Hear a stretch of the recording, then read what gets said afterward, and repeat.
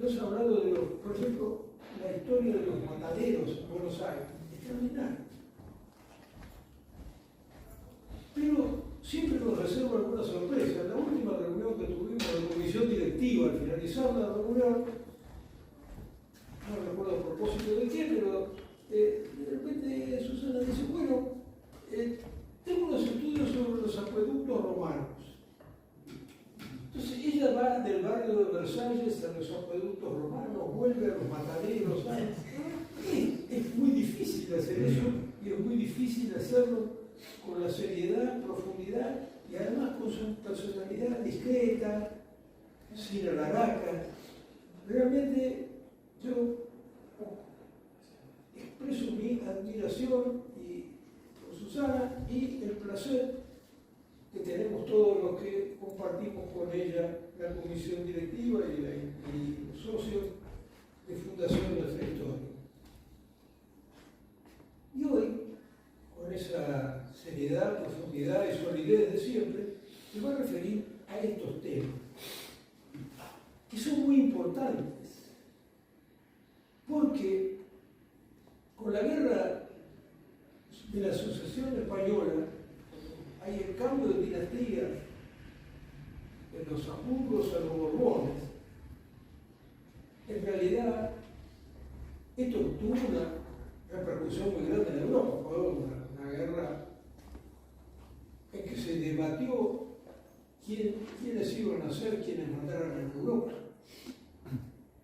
Pero además, tiene importancia para nosotros, para quienes pisamos este suelo, porque el resultado de esa guerra y ese tratado de Utrecht de 1713 nos hizo entrar en la historia. Después del descubrimiento, y durante aproximadamente 2 siglos, digamos, el centro político y geopolítico era Europa y el Mediterráneo. A partir de fines del siglo XVII, el centro geopolítico se traslada al Atlántico. Y ahí, entonces, nosotros, los que pisaban este suelo, tuvieron su oportunidad por ese accidente geográfico del estuario del Plata que, evidentemente, ya tenía consigo toda una proyección geopolítica hacia, en ese momento, hacia la mina de Potosí, hacia el norte e inclusive hacia la salida del Pacífico. Además, allí se debatió en la guerra de sucesión, piensen que no hubo partidarios de los Austrias en los reinos indianos. Acá no hubo problema. El problema se dio en el territorio español, en principio, donde los catalanes apoyaban a los Austrias y el resto, ¿qué había pasado allí? Carlos el Hechizado, Carlos II, al borde de la muerte. Hay incluso toda una reivindicación actual de decir, bueno, eso de que fue un rey nulo no es, pero dejémoslo de lado. Pero lo que hizo fue decir, bueno, le puso el ósculo de la predilección ¿a quién? Al duque de Anjou, el nieto de Luis XIV, que será Felipe V. Y Luis XIV ya se había interesado en el Atlántico y en el Río de la Plata,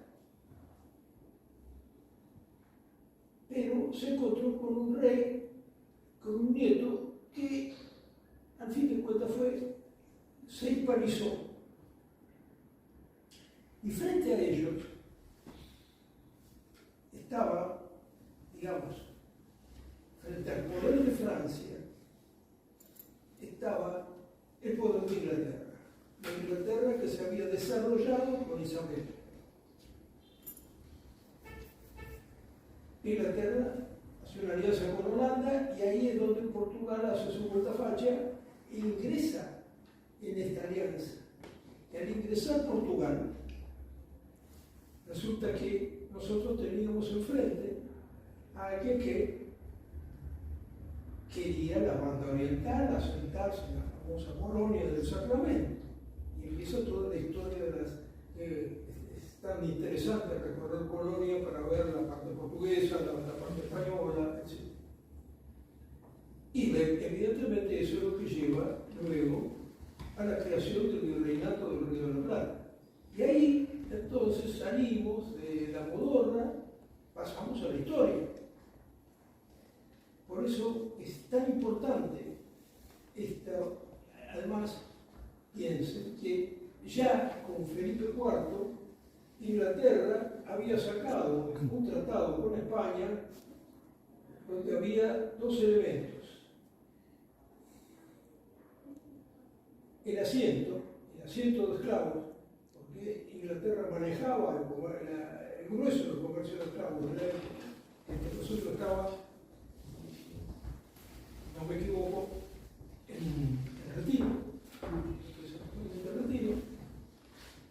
y el navío de permiso, que permitía el contrabando.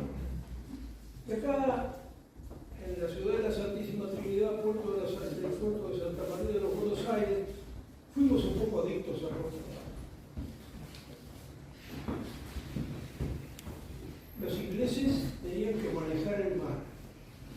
Es posterior de los Britannia Rule de Wales. Tenían que manejar el mar, sabían que para enfrentarse al continente tenían que manejar el mar y imponer el criterio de que la posesión valía título. Si yo ocupo, nada de justos títulos, todas esas historias que habían hecho los españoles, yo me apodero, planto la bandera y es mío. La historia de Malvinas está, digamos, en él. Así que les pido mayor atención para que nuestra querida Susana nos ilustre sobre este momento tan importante para la historia de Europa y para la historia de este sueño. Gracias, Susana. Adelante. Bueno, ya dio bastante parte de mi charlita, pero bueno. El tema me interesó mucho y aprendí mucho también, porque yo estuve en Utrecht. Entonces, cuando estuve en Utrecht, traté de buscar información, pero ya eso pasó hace muchos años y la gente de Utrecht no sabe tanto. Pero bueno, muchas cosas a veces suceden así. Pero es interesante todo esto, lo que uno puede aprender en estas cosas. Bueno, vamos a empezar con la monarquía. La monarquía empezamos desde los Reyes Católicos. Acá lo tenemos, bueno, ahí empieza el cambio de ellos y su nieto es Carlos V, que era el hijo de Juana la Loca y de Felipe el Hermoso. Y entonces Carlos V tuvo un imperio enorme y yo estuve en Gantes y pregunté por él, pero no lo querían porque era una persona, él fue rey de España, de varios lados, pero él no era español, él era de Braganza. Entonces llegaban a estos lugares sin conocer el idioma. Pero bueno, así empezó la dinastía. Ya les digo, su abuelo no quería que él sea el rey de Carlos V. Pero bueno, él se consagra y aparte él vivía la fastuosidad de sus tratados, de su forma. Cuando llega a Castilla, que era todo más humilde, él trata de imponer sus costumbres. Pero prácticamente él casi no vive en España, porque hace viajes a Alemania, porque era tanto los poderíos que tenía, que va recorriendo los lugares. Y acá están todas las dinastías de España, y tenemos incluso hasta el rey que tenemos actual, porque ustedes fíjense que Felipe VI, actual es de Felipe V de hace mucho tiempo que ahora lo vamos a ir nombrando. Bueno, acá tenemos a Carlos V, que era prácticamente el dueño del mundo, y él nació en Gantes, y en el año 1500. Se casó con Isabel de Portugal y reinó de 1516 a 1555. Y él impuso su forma de vida, era muy importante su forma de ser. Y vamos a ir recorriendo un poquito. Este es todo el poder que él tenía en España, algo en los Países Bajos, en Alemania. Era un poder absoluto que él tenía. Y por eso casi no podía vivir en España, porque él vivía con guerras y con luchas y con todo. Y él reconoció y valorizó mucho el descubrimiento de América, porque consideró que eso iba a ser una fuente de ingresos. Incluso recibió a los que viajaban a América, los recibía y se informaba de ellos. Y acá tenemos, ellos tenían los flamencos tenían una cantidad de tapices. Para ellos el tapiz era como puede haber sido un cuadro ahora, y entonces ellos viajaban con los tapices, estaban maravillados de ese arte que ellos desarrollaban, y heredaron muchísimo. Incluso su hijo Felipe II heredó todos esos tapices que son muy importantes. Bueno, él tuvo un solo casamiento y muere en el año 1539. Y después aparece, es como si yo les dijera hoy intruso, porque hay muchos comentarios que, bueno, en ese momento se dieron. Él tuvo un hijo natural con Bárbara Blumer, que era una alemana, que tuvo a Jeromín, pero no lo quiso mostrar, porque él estaba, no quería mostrarlo, lo tuvo oculto, lo sabía la gente muy de alrededor de él, porque como él estaba de luto con su señora, le pareció mal tener un hijo. Pero les cuento que si uno analiza la historia, tuvieron muchos hijos naturales. Era una característica, a lo mejor de todos los reyes, pero de los Felipe, terrible. Y este muchachito, cuando nació, se lo quitó a la madre. Y a la madre, a Bárbara, la hizo casar con un militar para que no molestara, porque lo quería tener de incógnito, lo quería tener oculto. Y cuando Bárbara quedó viuda, le dio una pensión para que no contara, para que mantuviera oculto. Ahora, Jeromín fue muy importante, era el hermano bastardo, vamos a decir, el hermano de Felipe II.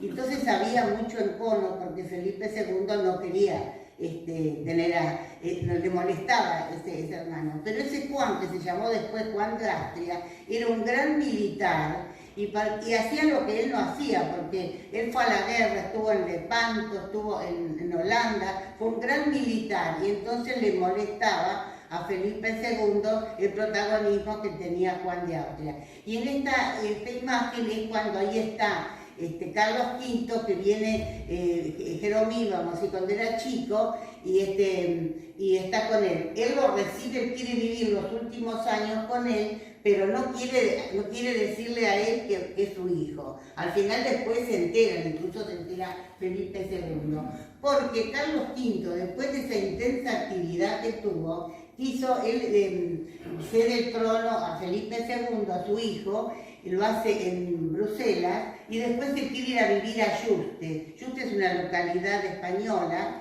y entonces se va ahí y trata de que el hijo le haga un palacio para vivir, y él ahí está varios años, en los últimos años de su vida. Ahora, él se sentía mal porque sufría de gota, ella no podía andar a caballo, entonces estaba medio inútil los últimos años cuando vivió en Yuste, y aparte necesitaba ayuda constantemente, era muy glotón, y entonces todo eso fue perjudicando hasta que él muere en 1557. Después que él se muere, es como, pasó así, un poco el reino se divide, una parte de Carlos V, de Felipe II, y después el otro de Francisco I. Era un tema terrible todo eso de las dinastías. Y acá tenemos ya como al rey Felipe II, el hijo de Carlos V, que reinó de 1556 a 1598 y tuvo 4 matrimonios. Los 2 primeros no le dieron hijos, y la tercera, Isabel de Valois, que era hija de Catalina de Medici y de Enrique II, hijas mujeres. Entonces, como estaba la ley sálica, no podían asumir el gobierno, entonces el reinado. Entonces él se muere en el tercer parto y entonces ya tiene que buscar otra reina, porque era es decir, entender cómo se manejaban esta gente era muy difícil a lo que no tiene. Entonces le aconsejan que se case con Ana de Austria. Ana de Austria vivía en la zona de Austria, tarda 2 meses en llegar a Madrid, se casa y con ella tiene 4 hijos varones. Pero ¿qué sucede? Se le van muriendo todos los hijos. Y al final el que se queda es Felipe III, el único varón, porque los demás se van muriendo. También tuvo hijas mujeres, pero era una constante de ellos, ¿no? Así que esa era Ana de Austria, que después la vamos a ir viendo. Y él fue el que construyó el Escorial. El Escorial, no sé si la gente por ahí ha viajado lo conoce, es un edificio muy interesante, está un poco lejos de Madrid. Y entonces él era para dar sepultura a los monarcas, que actualmente también ocurre. Y ahora existe un pudridero, es una novedad eso, porque los cuerpos están 25 años hasta que los ponen en los nichos, para que se reduzcan, porque los nichos tienen 1,40 m, entonces cuando se mueren, es decir, no lo pueden poner, entonces tienen que esperar 25 años y a eso se le llama el pudridero. Eso es del tema de Felipe II.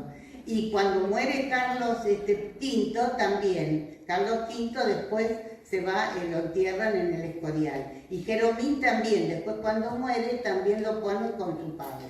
Si ustedes van al Escorial, ustedes van a ver las tumbas que hay ahí abajo, donde están todos los reyes que van a ir a terminar ahí. Bueno, una característica también de la época de Felipe, incluso de Carlos V, porque era tanto lo que gastaban en las guerras, para el tema para las conquistas. Por eso cuando yo estuve en Gante me dijeron que no lo querían, porque Carlos V lo único que era para cobrar impuestos y para hacer las guerras. Se tienen que endeudar con los banqueros de esa época, que muchos eran genoveses, y acá tenemos los nombres, los alemanes, y entonces tuvieron algunas crisis y era muy típico de las deudas en las cuales caían. Bueno, y entonces el único hijo que le queda varón es Felipe III, que porque es decir, les tocaba por rey, pero no eran que eran capaces para mantener el reino. Fue el único hijo que le sobrevivió y era un hombre capaz, pero también abúlico. Y le habían dado todo el poder al duque de Lerma. Era muy normal que le dieran a alguien que le manejara los negocios. Y se había casado con Margarita de Austria y dicen que gastó en la boda real el 10% de los ingresos públicos, o sea que era una cantidad importante, y tuvo 8 hijos, de los cuales sobrevivieron solamente 3. Ustedes se acuerdan que estaba la hemofilia, que se casaban entre primos, no hermanos, pero entre primos, tíos, sobrinos, entonces era una enfermedad que era muy común. Bueno, y acá tenemos a Margarita de Austria, que es la esposa de Felipe III, con una de sus hijas, y bueno, y el retrato también de Felipe V, pintado por Velázquez, que en esa época era el pintor de moda, ¿no? El pintor más conocido. Y bueno, después de Felipe III viene Felipe IV, también era un rey bastante complicado, casi todos, si uno estudia la vida de cada uno de ellos es bastante complicada, y también tuvo varios hijos extramatrimoniales, era muy común en esa época, y tuvo un hijo natural también con María Calderón, la Calderona que le llamaban.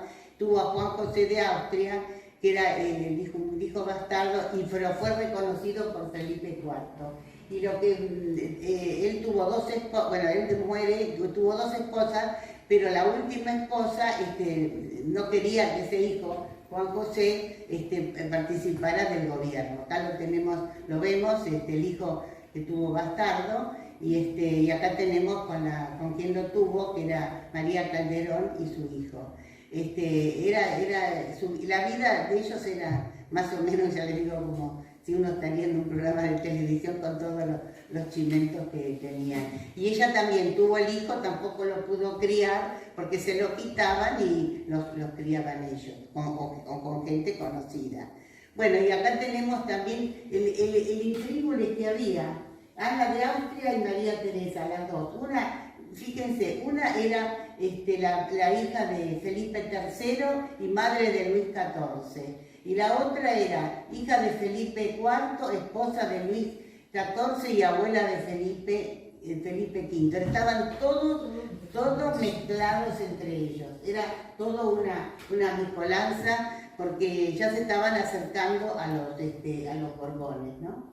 Y bueno, y acá tenemos Felipe IV, está la mujer, Mariana de Austria, que es la que tiene a Carlos II, que lo tiene hasta su mayoría de edad, porque su marido muere joven y entonces ella es la que cuida a su hijo y trata de que no se metiera el otro hijo, Juan José de Austria, que había tenido, ¿eh?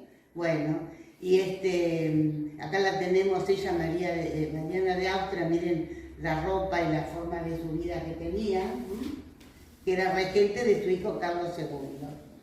Bueno, y ahora tenemos a Carlos II, que tuvo 35 años en el reinado, se casó, tuvo dos mujeres, María Luisa de Orleans y Mariana de Neuburgo, que no tuvo herederos, que ese es el problema que viene ahora, y que su madre no quiso a ninguna de las dos nueras, no quería ninguna de las dos, y entonces él antes de morir, él muere en el 1700, y unos días antes de morir, lo que contó usted, hace un testamento que quiere que, como él no tenía heredero, que el heredero sea el duque de Anjou, que era el nieto de Luis XIV, Luis XIV de Francia.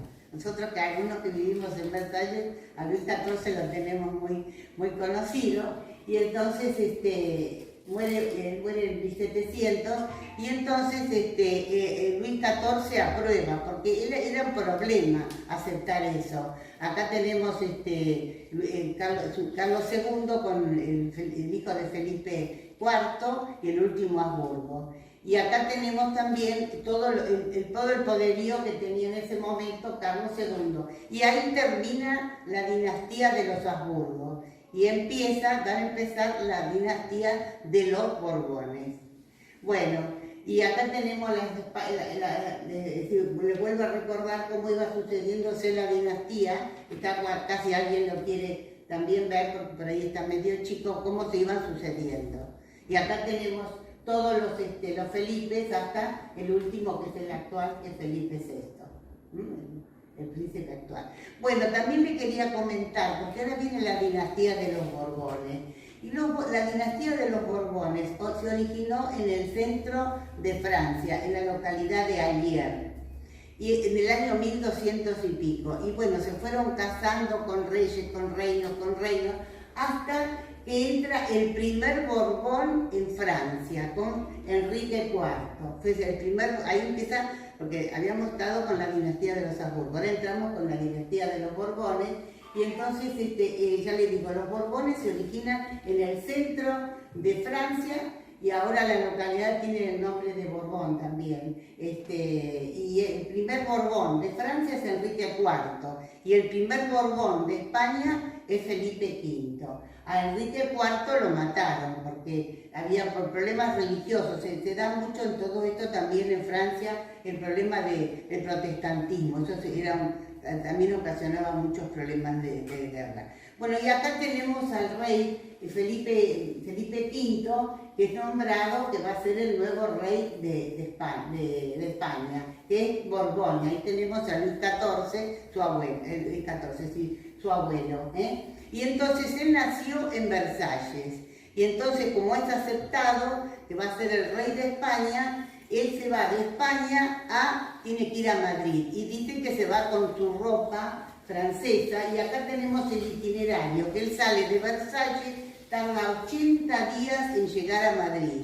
Entonces, su abuelo, como algo rarísimo, lo acompaña 3 leguas en el camino, después sigue la familia, los hermanos, los primos de Felipe V, y llega a Madrid. Y es ahí donde se va a consagrar como rey, y es muy aceptado, llega él como una fuerza nueva que va a ser el rey, ahora el rey de España. Pero no es tan fácil para eso, porque está en muchos problemas. Bueno, él se casó 2 veces, con María Luisa Gabriela de Saboya y con Isabel de Farnesio, y reinó de 1700 a 1724, pero él tiene un hijo, Luis, que muere, entonces muere, él le abdica a su hijo, pero como el hijo muere, tiene que volver a asumir en 1724 hasta que él muere en 1746. Y esa muerte a él le hizo mal, porque estaba pendiente de que sea su hijo el rey, se quería dedicar no ser más rey, pero bueno, tiene que asumir otra vez y se enferma, no está en buenas condiciones. Y bueno, y aparte, acá tenemos la Guerra de la Sucesión, que es de 1700 a 1715. Acá tenemos más o menos un panorama de toda la guerra que debió soportar, porque no lo quería la Felipe V, que sea los Habsburgos. Los Habsburgos estaban muy instalados en Barcelona. Hoy que vemos Barcelona que están rebeldes, tiene sus antecedentes, porque ya lo era. Barcelona era, es decir, la zona de Cataluña era de los Habsburgos, y entonces era un foco que era contra Felipe V.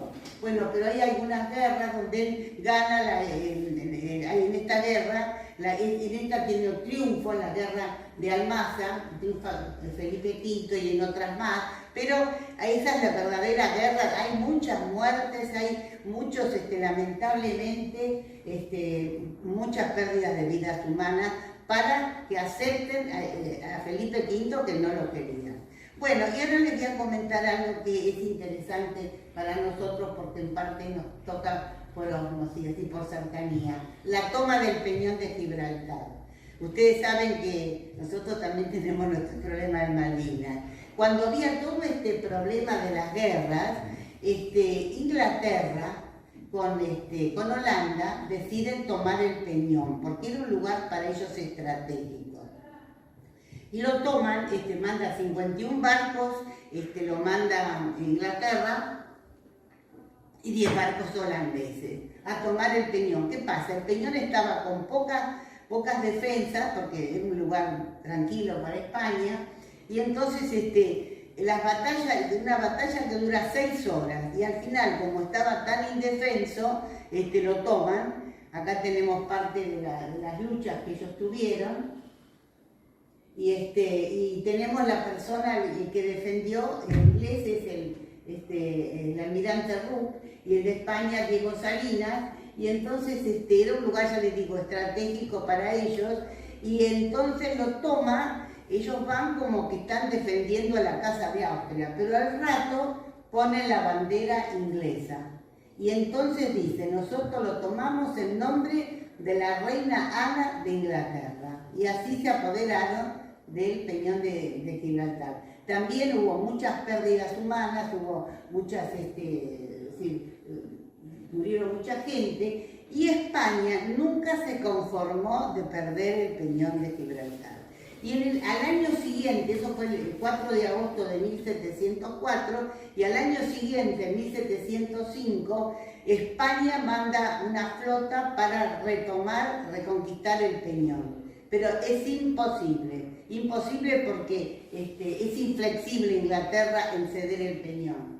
Y entonces, en 1727 ataca nuevamente España, se prepara con una fuerza de 25.000 hombres, porque se da cuenta que Felipe V, que por la vía diplomática no se va a reconquistar el Peñón. Y entonces tampoco lo logra, y insiste en el año 1779 otra vez para retomar. Ya no está Felipe V, ¿no? Para retomar el Peñón. O sea que no es una cosa que haya dejado así nomás España de reconquistar el Peñón. Bueno, y acá tenemos el Peñón. El Peñón son 4.500 metros de largo, 450 de ancho. El Peñón tiene más o menos unos 80 metros de altura. Y hay un tramo que hay un tramo neutral, Pero ¿qué pasó? Hubo en el Peñón, hubo enfermedades y entonces los ingleses aprovecharon ese lugar neutral y construyeron barracones para cuidar a los enfermos. Pero después no lo devolvieron más. Y entonces cada vez más invasores. Y entonces España, incluso un momento que le cerró el lugar, pero los ingleses fueron invadiendo y se apoderaron. Y en ese espacio, con el tiempo, después en 1938, construyeron el aeropuerto, hicieron un cementerio, jugaban partidos de cricket, criaban ganado, o sea que era imposible para España poder reconquistar el Peñón, fue imposible. Bueno, acá tenemos las luchas que hubo, muchas luchas, y acá tenemos imágenes del Peñón.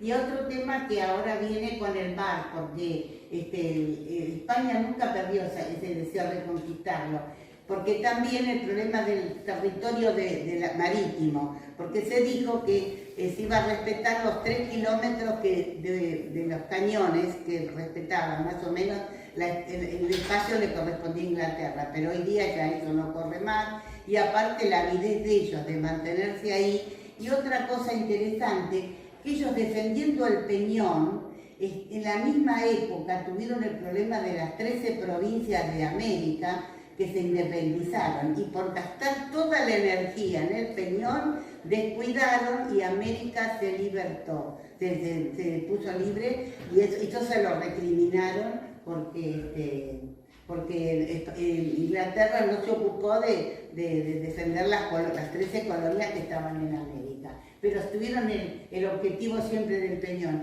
Y aparte, que cuando se abrió el canal de Suez, que había mucho tráfico, era más todavía interesante para ellos, porque ellos ejercían un control en ese lugar. Bueno, acá tenemos imágenes de las guerras que tuvieron, pero no cejaron ellos en absoluto de ceder con el Peñón. Bueno, y la población, cuando llegaron ellos en 1704, muchos se fueron, ellos le aseguraron la religión católica, se podían quedar en el Peñón, y se les llamaba a la población los llanitos, porque había mucha población genovesa, que eran los giovanitos o los juanitos. Y bueno, era el tipo de población que había. También había muchos judíos, muchos de Marruecos, era una población de muchos países. Bueno, y es actualmente la moneda que se usa, de la reina. También en las Malvinas, yo he estado, y hay un billete, la libra con la reina, lo mismo pasa con otros, por supuesto, pero lo mismo. Bueno, y otra cosa que produjo es que la gente se iba, ¿cómo se llama? El contrabando, porque los ingleses traen mercadería y la gente va, se pone entre la ropa, lo que sea, y entonces se ejercen mucho contrabando, cosa que a España no le viene bien, pero la población vive de ese contrabando que después lo vende en España. Eso es producto del contrabando inglés, ¿no? Por supuesto. Otra característica, estos son unos típicos monos que se dan en el Peñón, son típicos de ahí, y es como el símbolo de Gibraltar. Bueno, acá tenemos algunas imágenes de Gibraltar. Bueno, esta puerta a la izquierda la hizo construir Carlos V, que les comenté en 1500. Esos son lo que ellos encontraron y se instalaron en esos lugares. Y acá tenemos también la casa del gobernador de Gibraltar, ahora antes era un convento de los franciscanos. Ellos ocuparon todo. Y bueno, y es interesante un cementerio que hay, un cementerio donde están los muertos de la batalla de Trafalgar. Ahí está Nelson, porque toda la gente que murió en esa batalla la tienen en el cementerio de Gibraltar. Bueno, ahora ya les mostré más o menos la toma de Gibraltar y Utrecht. Esta es la ciudad de Utrecht, donde se firmó el tratado en 1723.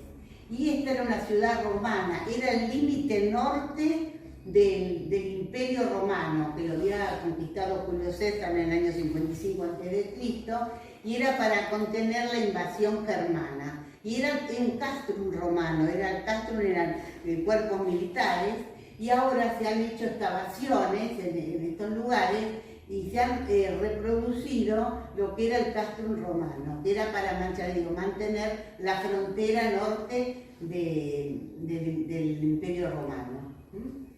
Bueno, han hecho han encontrado este barco que se presume que es del año 1900, y bueno, y esto sería lo que es después lo que es ¿cómo se llama? Utrecht, que era un lugar muy religioso, porque ahí surge otra vez el problema de las religiones, porque era católico, pero después vienen los protestantes. Y los protestantes, bueno, van desequilibrando todo, y entonces se construye la iglesia San Martín, que es la Domkirche, se tarda varios años en construirla, unos vitrós muy bonitos que existen.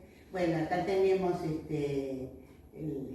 la zona de Utrecht, y hay una torre al costado que se cayó en el año 1624 por un tornado que hubo. Y recién ahora, después de 300 años, la están haciendo. Esa es la parte de Utrecht. Bueno, y este es cuando se firma el tratado. Este es el poblado de Utrecht en esa época, en 1700, y empiezan a llegar los representantes en enero de 1772, un año antes. Y entonces dice que había un clima muy festivo, muchas pubs, incluso había prostitución, así lo dicen los libros, porque llegaron 50 diplomáticos a resolver el tratado de Utrecht por este problema de la corona de Felipe V en España y las posesiones. Incluso aumentaron los alquileres, bueno, fue porque por la necesidad de las viviendas, de toda la gente que vino a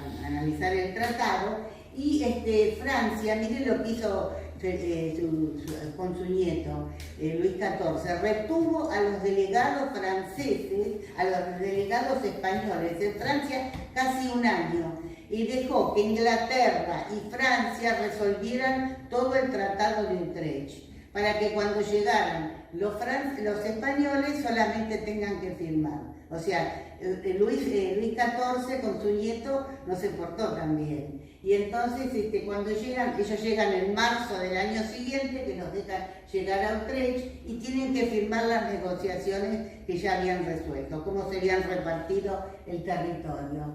Así que, bueno, cosas que pasaban, ¿no? Entonces, el tratado se firma el 11 de abril de 1713. Y este tratado fue muy importante, y acá están quienes participaron: Francia, Gran Bretaña, Prusia, Saboya y las Provincias Unidas. Y entonces acá está que, a cambio de reconocer a Felipe V como rey de España, tuvo que ceder. Ahí está todo el tratado. Los Países Bajos recibieron de Luis XIV territorios que estaban en límite con ellos, pero pasaron a la soberanía austríaca. Gran Bretaña recibió Gibraltar y Menorca, en una isla de España, que después la rescatan en 1782. Los españoles no rescatan el peñón, pero sí rescatan la isla de Menorca. Y lo que importante fue que le permitieron a los ingleses introducir los negros. Eso es algo que se va dando nuevo, que acá también hubo temas de entrada de los negros, que le permitieron a Inglaterra introducir 140.000 negros en el término de 30 años. Después le vino el tema de que no había que comerciar con los esclavos, pero bueno, introdujeron esa cantidad de negros, y también se les permitía un barco todos los años de 500 toneladas sin pagar impuestos, porque los ingleses se beneficiaron con los mares, llevar el comercio, porque los ingleses lo que querían era comerciar, eran las reinas del mar, y poder comerciar y entrar los bienes y no pagar impuestos. Y esto se logra a través de este tratado que les permitió esas cosas, ¿no? Y así que bueno, y así se lograba de que Felipe V pueda ser rey de España, pero Austria no fue al tratado, no quiso, no participó, y no quedó conforme con lo que se habían resuelto. Pero ¿qué pasó? Siguieron las guerras, pero las guerras eran bastante importantes y entonces, como hubo muchas, pierden a Barcelona y quieren ir a Madrid y en Madrid Carlos V Carlos de Austria no tiene suerte, al final firma el tratado al año siguiente y eso marca el nuevo equilibrio territorial, pero no deja de insistir en que quiere la corona de España. Pero lo logra en 1725 con el Tratado de Viena, entonces ahí ya deja de ambicionar el reinado de España. O sea que fue algo muy conflictivo. Acá está, yo conseguí imprimir, este es el Tratado de Utrecht, que se imprimió en español, en latín y en inglés.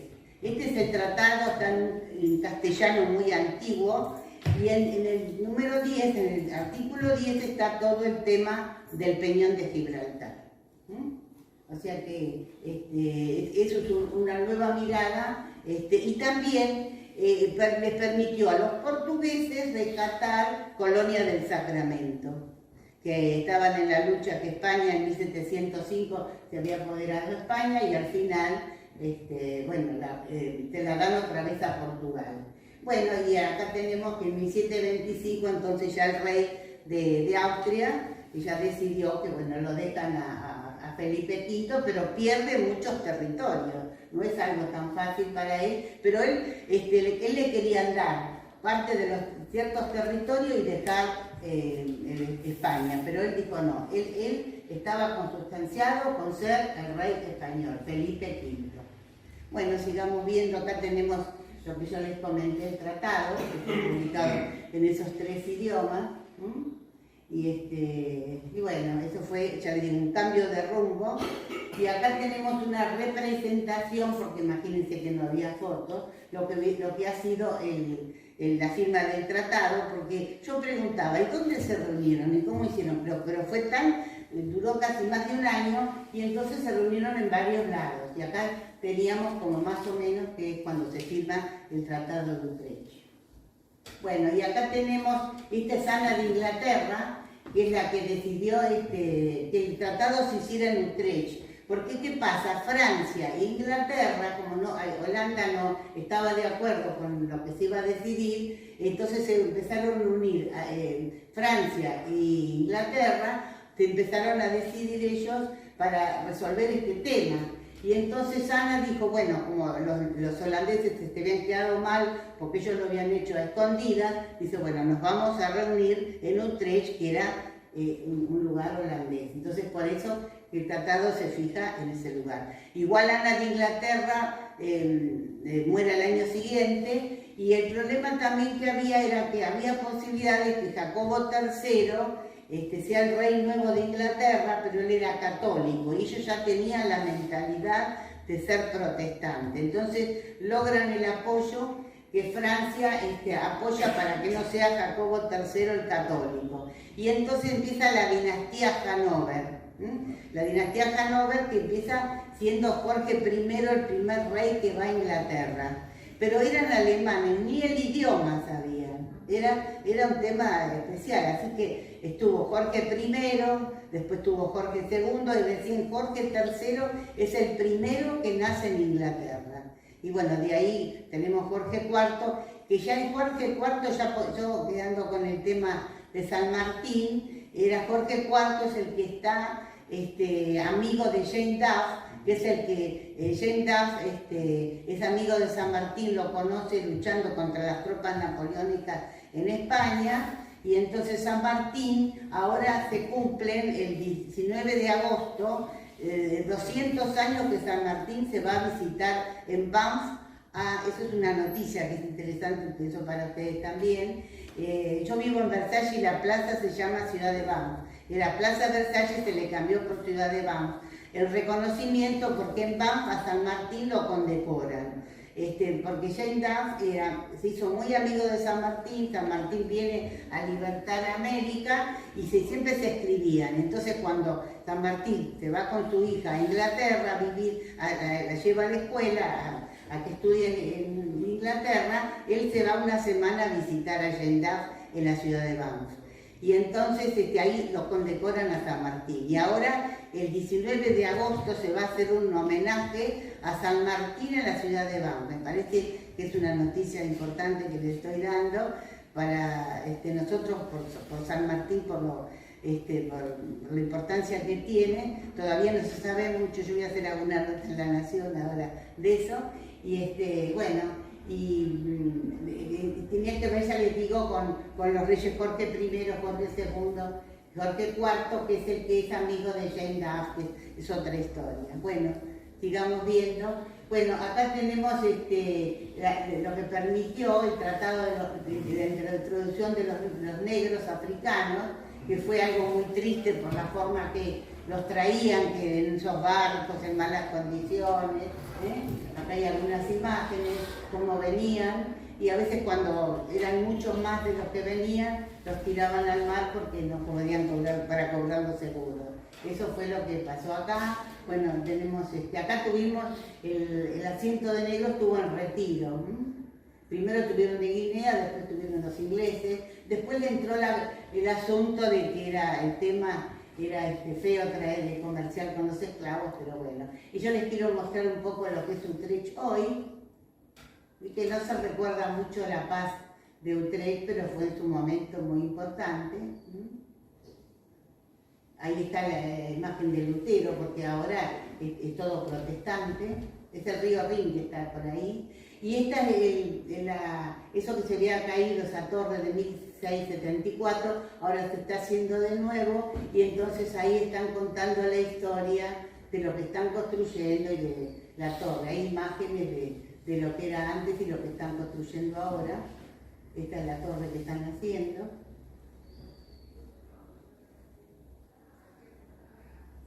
Los canales, hay muchos canales en esa zona. Bueno, y también les quiero mostrar un poco lo que es Gibraltar hoy. El peñón, que es bien inglés, es difícil que lo devuelvan porque son lugares muy estratégicos para ellos. Y hay un dicho que dice, bueno, la expansión, ahora el tema, porque España no cejó nunca de reconquistar Gibraltar. Incluso estuvo en la ONU, hay todo un tratado, pero lo que están haciendo, porque ese es el Golfo de Algeciras, y ahora ellos tienen expansión, no les alcanza con lo que tienen, y entonces vieron cómo están haciendo ¿cómo se llama esa parte ¿cómo se llama?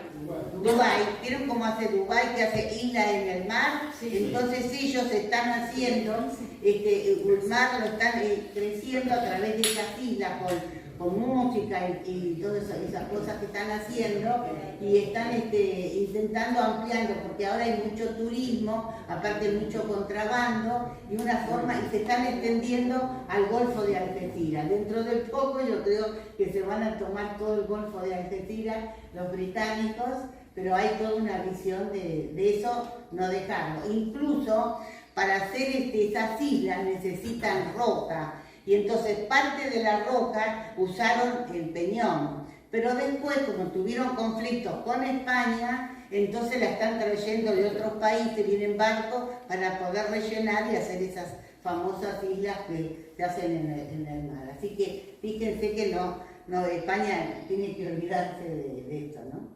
Bueno, y acá dice lo que ellos piensan, que jamás pondrás manos sobre el peñón de Gibraltar. Esto es parte de lo que es hoy Gibraltar. Mucho turismo, muchos barcos.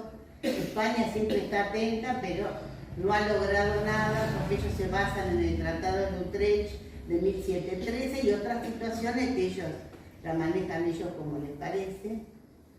Bueno, ya terminé.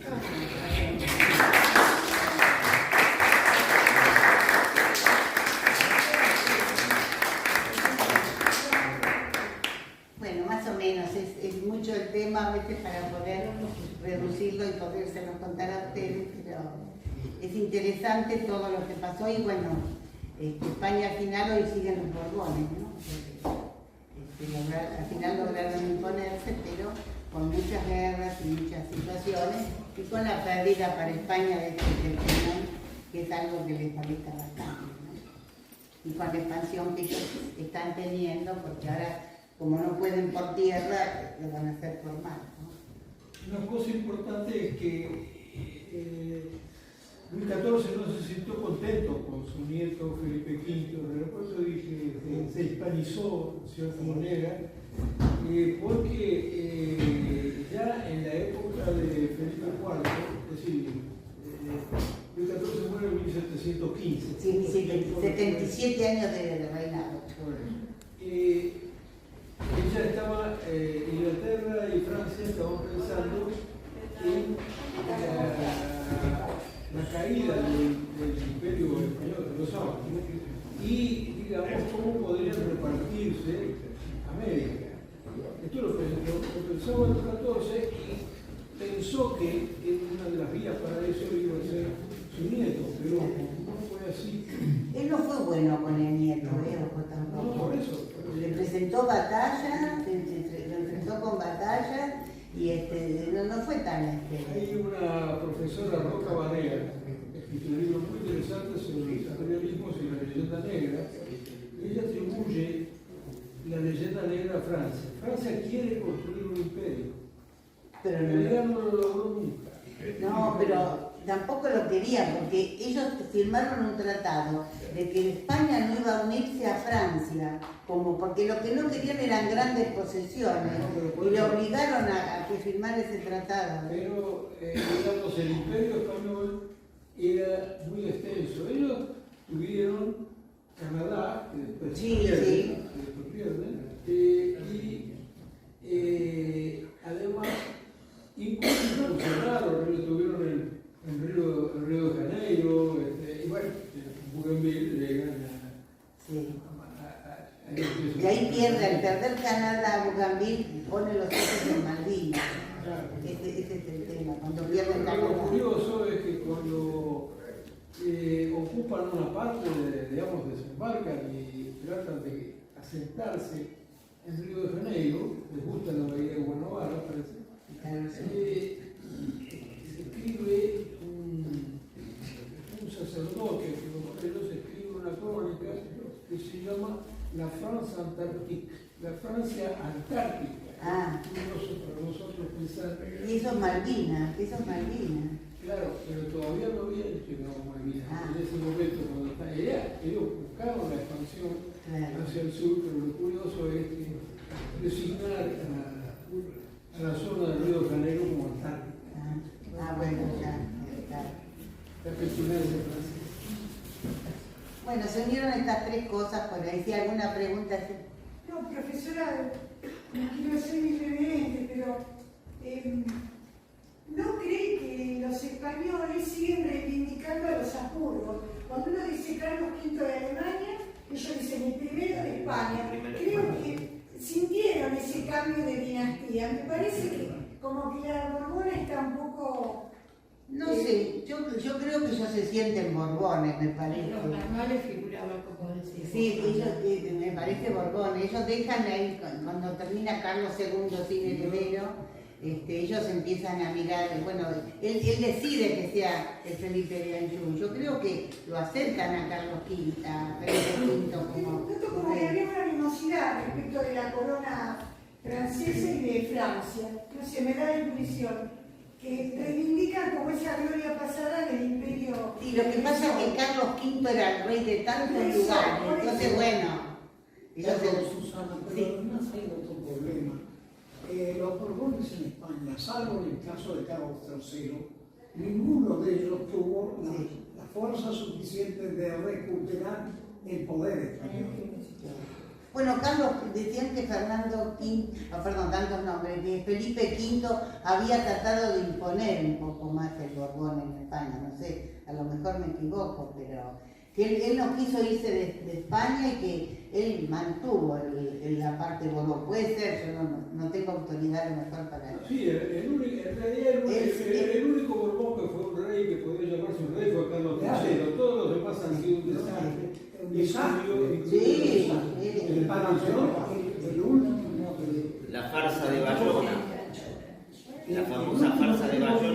cuarto Fernando VII. Y el último que estuvo vinculado con nosotros, es decir, Fernando VII. Un desastre. Cuando fue a España, un largo y tortuoso reinado, fue terrible. Con la invasión napoleónica también que tuvieron. Pero sí, Pero todo lo que después Fernando VII fue restaurado por los franceses, ¿no? El hijo de San Luis. Claro. Sí, yo analizando yo hasta que naciera hasta Felipe V, un desastre. Los reyes eran un desastre. Porque le tocaba, por ejemplo, con el único hijo que le quedaba vivo, y bueno, era el rey, y no estaba capacitado. Uno usó al duque de Lerma, el otro usó al conde duque de Rave para que le manejara, porque no eran capaces, no era Entonces, en ese momento de decadencia se dio el siglo de oro español. Ah, sí, esa es la contraposición. Exacto, otra vez, a pesar de todo lo que contamos, fue el Pero siglo de oro en español. Quevedo se nota mucho el asunto, él habla de Osuna frente, digamos, el recuerdo de Osuna frente al duque de Lerma, Sí. y habla de los flamencos y sobre todo de los genoveses, que dicen, bueno, o sea, nos manejan usurariamente. Sí, bueno, yo soy de origen genovés. Nada me importa. Mi bisabuelo nació en Savona, que es la bisabuelo, ¿no? En la Liguria. Pero los genoveses estaban en todos lados, para donde se hacía falta la plata, estaban ellos. Sí, ¿cómo le va a gustar? Un ejemplo local de la competencia entre las dinastías. Sí. A nosotros en el Colegio Nacional de Buenos Aires nos enseñaron que teníamos un antecedente histórico que era el Real Colegio de San Carlos, que era, bueno, Sí, vinculado con la colonia. Pero resulta que nunca nos dijeron que antes de los Borbones y antes de ese sombrerazo a Carlos III, que por eso se llamó el colegio así, había habido otro colegio ignaciano que se llamaba Colegio de San Ignacio, Y los que jesuitas. fue la verdadera fundación del Colegio Nacional de Buenos Aires, que nadie te lo cuenta. Así que creo que acá en la colonia, no solo eso, sino que esto se transformó en digamos, una metástasis centralista de lo que había sido mucho más libre, que era el Imperio Borbónico o el reinado, el reinado de los Austrias. De los Austrias. Bueno, Bueno, coincido, y ese colegio, esa base del colegio jesuítico estuvo originariamente en la Plaza Mayor, estaba Sí, al lado la Plaza de Mayo. Fuerte Evolución. y bueno, ¿y por qué no se echaron a los jesuitas? Porque molestaban, tenían tanto poder que dos poderes. Era la influencia de Pombal, Pero los marqués de Pompal de Portugal, claro. Se pusieron de acuerdo y. O sea que. Bueno, Pero va. bueno. Muchas gracias. El tema es muy amplio y contar todo a veces es un poco difícil y bueno, por ahí uno en otra vez lo puede contar mejor, pero Muchas gracias. es importante. Gracias, Bueno, Susana. bueno, Lo siento. bueno. No, quiero cerrar.